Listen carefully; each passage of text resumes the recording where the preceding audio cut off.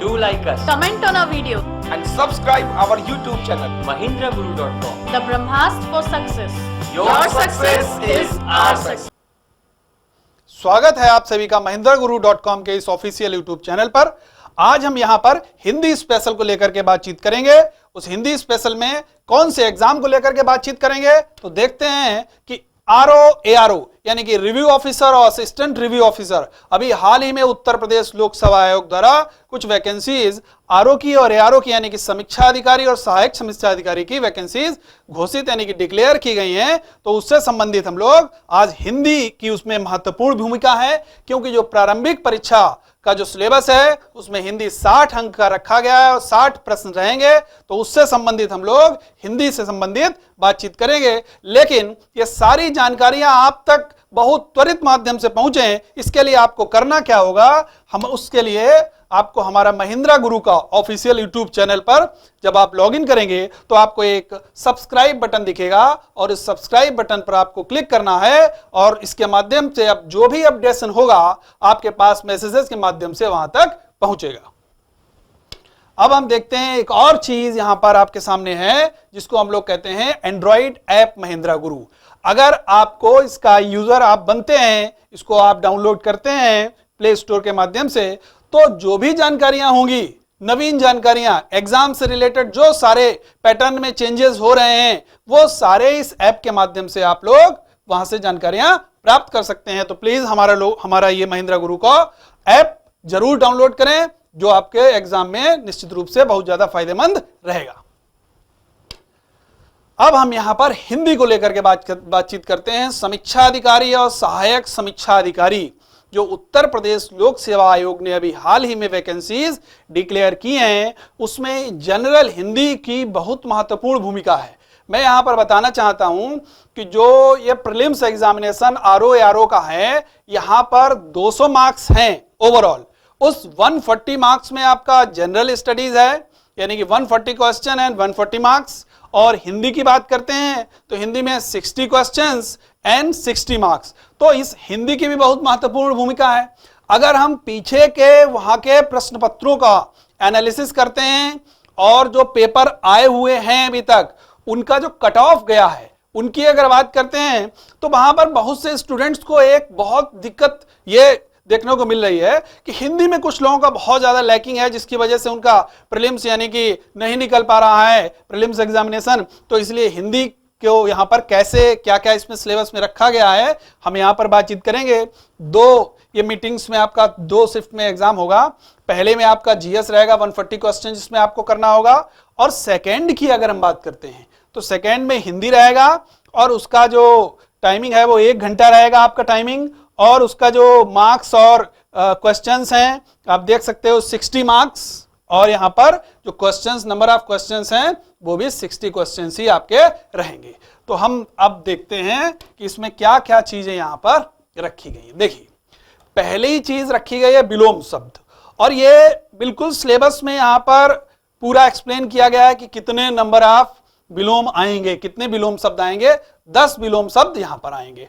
तो हिंदी में जो भी आप पढ़ेंगे, क्योंकि ब्रॉड सिलेबस है, क्या कहां से आएगा, तो हम इसके लिए आपको कुछ चीजें यहां पर बताना चाहेंगे। विलोम शब्द, विलोम के मतलब यह होता है कि विपरीतार्थक शब्द यानी कि उल्टे शब्द। अब विलोम में कुछ यहां पर महत्वपूर्ण मैं विलोम डिस्कस करता हूं, आप लोग यहां पर देख सकते हैं। देखिए, जैसे ध्वंस, आप देख सकते हैं ध्वंस का अगर विलोम पूछा जाए, क्योंकि विलोम की एक खासियत है कि जिस शब्द में, जिस कंटेस्ट में विलोम आपका पूछा गया है, उसका विलोम यानी जो शब्द है उसका विलोम उसी रेफरेंस में होना चाहिए, यानी कि ध्वंस का एग्जैक्ट आपका विलोम शब्द क्या हो जाएगा, सृजन हो जाएगा। इसी तरीके से अगर हम बात करते हैं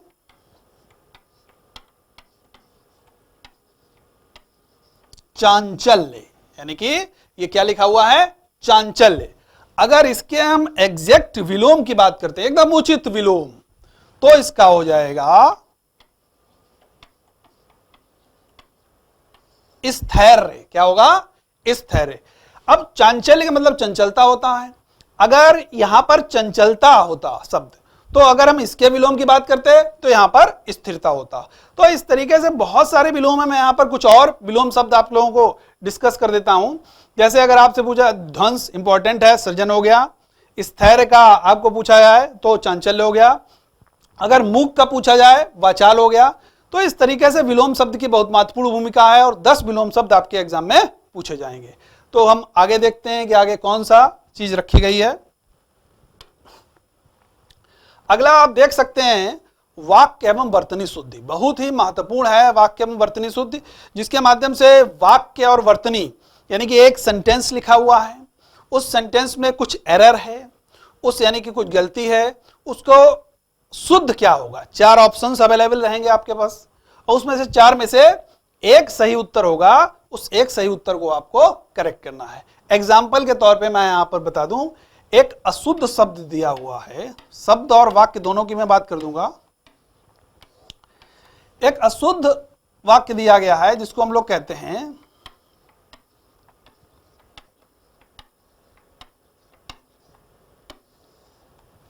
हिरण्यकश्यप, ये लिखा हुआ है। अब देखने में तो हमको एकदम ये सही लग रहा है, क्या ये सही है? नहीं। अगर इसको शुद्ध रूप में लिखना हो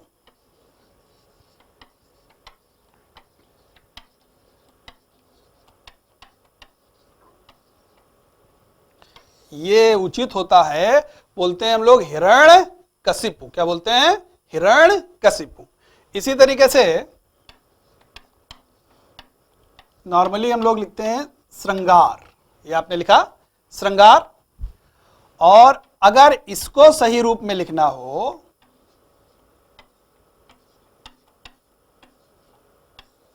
तो इसका सही क्या हो जाएगा? ये उचित हो जाएगा, यानी कि श्रृंगार को ऐसे लिखा जाएगा। तो इसी तरीके से ये शब्द जो हैं वर्तनी में कहीं ना कहीं कुछ एरर रहेगा, उसको आपको शुद्ध रूप में ऑप्शंस के माध्यम से लगाना पड़ेगा। अब हम देखते हैं शब्द के रूप में। शब्द के रूप में हम देखते हैं, शब्द के रूप में अगर हम देखते हैं राम, यह अशुद्ध शब्द है। राम और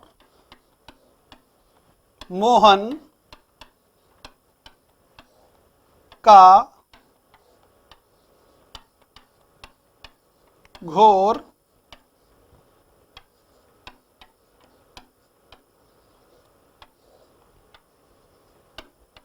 संबंध है।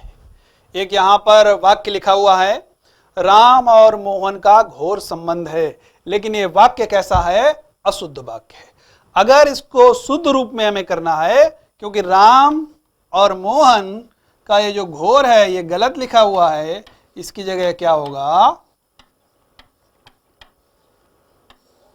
घनिष्ठ संबंध है। तो इस तरीके से वाक्य और वर्तनी, शब्द में और वाक्य में दोनों तरीके के प्रश्न आपके एग्जाम में पूछे जाएंगे, यानी कि वर्तनी भी शुद्ध करना होगा और वाक्य में भी वर्तनी को शुद्ध करना होगा।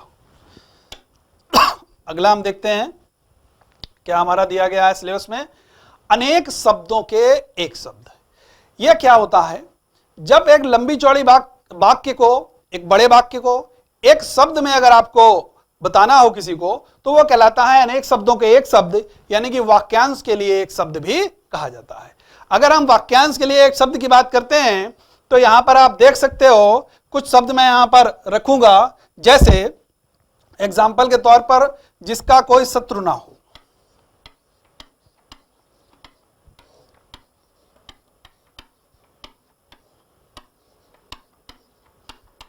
दो वाक्य लिखूंगा मैं, जिसका कोई शत्रु ना हो। एक वाक्य आपके सामने है, मैंने लिखा जिसका कोई शत्रु ना हो, और दूसरा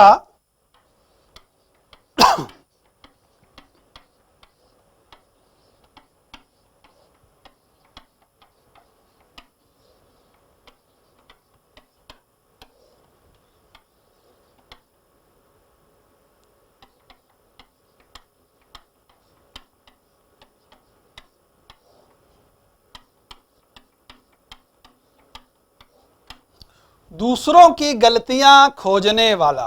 अब आपके सामने दो वाक्य हैं। अब इस वाक्य को अगर लंबा चौड़ा है, अगर एक शब्द में लिखना हो, दूसरे को भी लंबा चौड़ा उससे भी लंबा वाक्य है, इसको भी एक शब्द में लिखना हो, तो जिसका कोई शत्रु ना हो,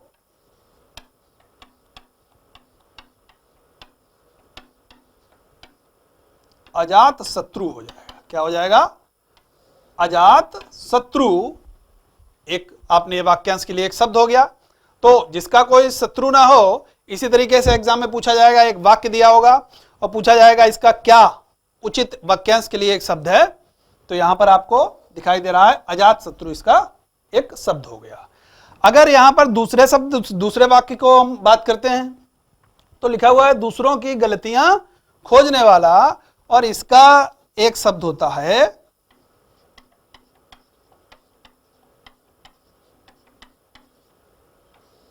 छिद्रान्वेषी।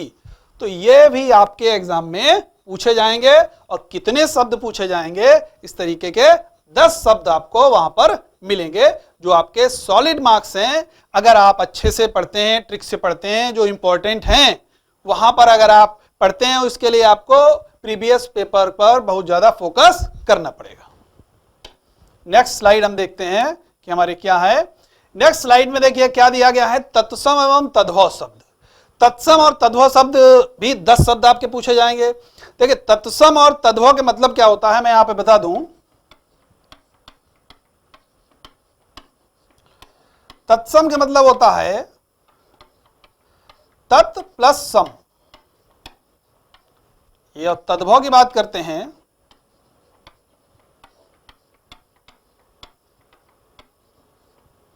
तद्भव की अगर बात करते हैं तो तद्भव तद प्लस भव से मिलकर बना है।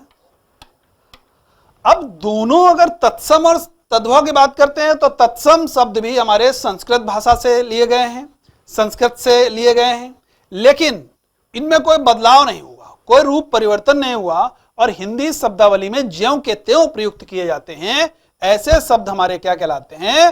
तत्सम शब्द कहलाते हैं। फिर से मैं रिपीट करूंगा, ऐसे शब्द जो संस्कृत से लिए गए हैं लेकिन हिंदी शब्दावली में बगैर किसी रूप परिवर्तन के ज्यों के त्यों प्रयोग किए जाते हैं, ऐसे शब्द तत्सम शब्द कहलाते हैं। अगर हम तद्भव शब्दों की बात करते हैं तो तद्भव शब्द ऐसे शब्द हैं, ये भी शब्द संस्कृत से लिए गए हैं लेकिन रूप परिवर्तन के साथ हिंदी शब्दावली में प्रयोग किए जाते हैं।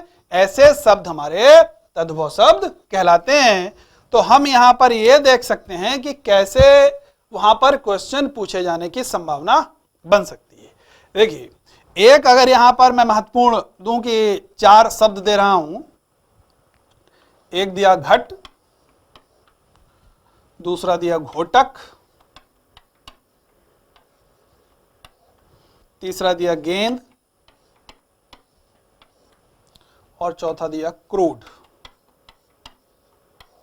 4 आपके सामने शब्द हैं। अब एग्जामिनर ने एक क्वेश्चन बनाया कि निम्नलिखित में से तद्भव शब्द कौन सा है? निम्नलिखित में से तद्भव शब्द कौन सा है? अब यहां पर आप ध्यान से देखेंगे, क्रोड को सबसे पहले हम देखते हैं तो क्रोड एक हमारा तत्सम शब्द है, क्योंकि अगर हम इसके तद्भव शब्द की बात करते हैं तो गोद का अगर गोद तद्भव है, इसका अगर तत्सम की बात करते हैं तो क्रोड होता है। अगर घोड़ा की बात करते हैं तो घोड़ा भी हमारा तत्सम शब्द है, क्योंकि ये घोटक, ये घोड़ा इसका तद्भव होता है, यानी कि घोटक तत्सम शब्द है और उसके तद्भव रूप की बात करेंगे तो घोड़ा हो जाएगा। इसी तरीके से घट की बात करते हैं तो घट भी तत्सम शब्द है, और घट का अगर तद्भव शब्द की बात करते हैं तो घड़ा हो जाएगा। इसी तरीके से गेंद की अगर बात करते हैं तो गेंद हमारा तद्भव शब्द है। तो अगर एग्जामिनर ये पूछेगा इन चारों में से तद्भव शब्द कौन सा है, तो हमारा तद्भव शब्द क्या हो जाएगा? गेंद हो जाएगा, क्योंकि इसका अगर तत्सम शब्द की बात करते हैं तो तत्सम शब्द होता है कंदुक। क्या होता है?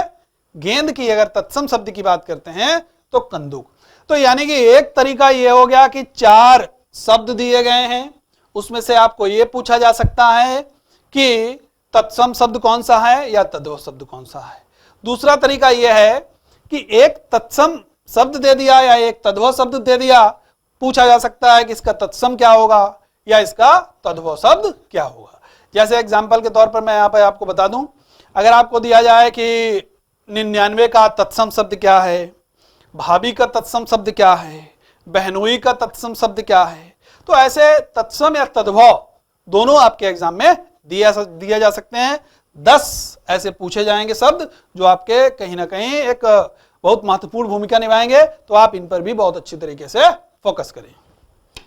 अब हम देखते हैं इसका अगला, नेक्स्ट में दिया गया है विशेष्य और विशेषण। देखिए, विशेष और विशेषण से दो तरीके के क्वेश्चन पूछे जा सकते हैं। एक तो एक शब्द दिया है, उस शब्द का सीधे पूछा जाएगा इसका विशेषण क्या है, और अगर विशेषण दिया गया है तो पूछा जाएगा इसका विशेष्य क्या है। एक तरीका ये है। दूसरा तरीका ये है कि एक वाक्य दे दिया है और उस वाक्य में पूछा जाएगा विशेषण क्या है और विशेष्य क्या है। जैसे मैं एक एग्जांपल यहां पे दूं, काला घोड़ा। अब दो चीजें दी हैं, काला घोड़ा। अब इसमें काला क्या हो जाएगा, आपका विशेषण है। किसकी विशेषता बता रहा है, घोड़े की। तो यानी कि विशेषण क्या होते हैं, विशेषण वो होते हैं जो संज्ञा या सर्वनाम की विशेषता बतलाते हैं, वो विशेषण। और संज्ञा सर्वनाम जो है वो विशेष रूप में भी हो सकता है। तो यानी कि विशेष और विशेषण से आपका 10 ऐसे शब्द भी दिए जा सकते हैं और वाक्य भी दिए जा सकते हैं जहां से क्वेश्चन बनाए जाने की पूरी संभावना आपकी बनी रहती है। नेक्स्ट देखते हैं हम। अब अगला आता है हमारा पर्यायवाची शब्द। पर्यायवाची शब्द भी आपके 10 शब्द पूछे जाएंगे। पर्यायवाची के मतलब होता है समान अर्थ रखने वाले शब्द जो हैं वो पर्यायवाची कहलाते हैं। और पर्यायवाची में दो तरीके के प्रश्न पूछे जाने की संभावना बनी रहती है। एक तो एक पर्यायवाची दिया गया है और उसमें पूछा गया कि यह किसका पर्यायवाची है, और एक शब्द यह दिया गया है, जैसे मैं एग्जांपल दूं कि पूछा गया कामदेव का पर्यायवाची नहीं है। अब आप देख सकते हो एक लिखा हुआ है प्रश्न, कामदेव का पर्यायवाची नहीं है। अब नीचे 4 ऑप्शन दिए गए हैं। पहला दिया गया है मदन, दूसरा दिया गया है मनोज, तीसरा दिया गया है रतिपति, और चौथा दिया गया है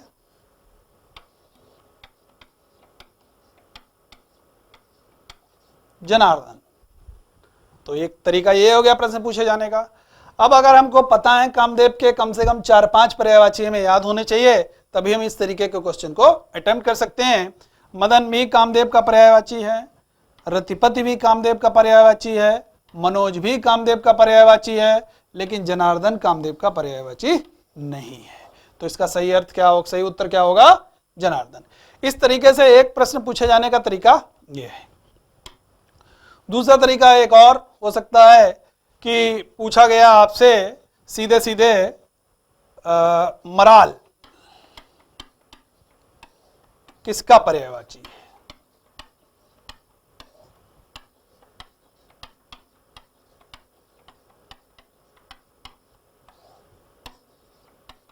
मराल किसका पर्यायवाची है।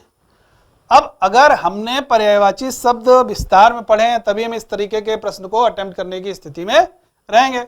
मराल होता है हंस का पर्यायवाची।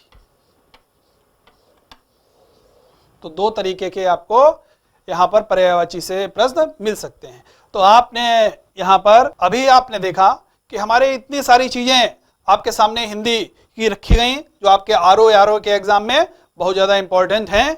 तो उसके लिए आपको करना क्या है कि आप हमारा महिंद्रा गुरु का ऑफिशियल यूट्यूब चैनल है, उस पर सब्सक्राइब बटन पर क्लिक करें और उसके सब्सक्राइबर बन जाएं। और आप अगर कुछ और नई चीजें चाहते हैं, कुछ और सुझाव देना चाहते हैं कि ऐसे और सारे वीडियोस आपके लिए प्रेजेंट किए जाएं, तो लाइक भी करें यहां पर, और आप उस कमेंट में लिख सकते हैं कि ये चीजें और भी आप लोग प्रेजेंट करें तो और अच्छे से हो सकता है, और आप और शेयर भी कर सकते हैं। तो इसी के साथ में हम यहां पर आपसे विदा लेते हैं, क्योंकि आपकी कामयाबी ही हमारी कामयाबी है, आपकी सफलता ही हमारी सफलता है। धन्यवाद।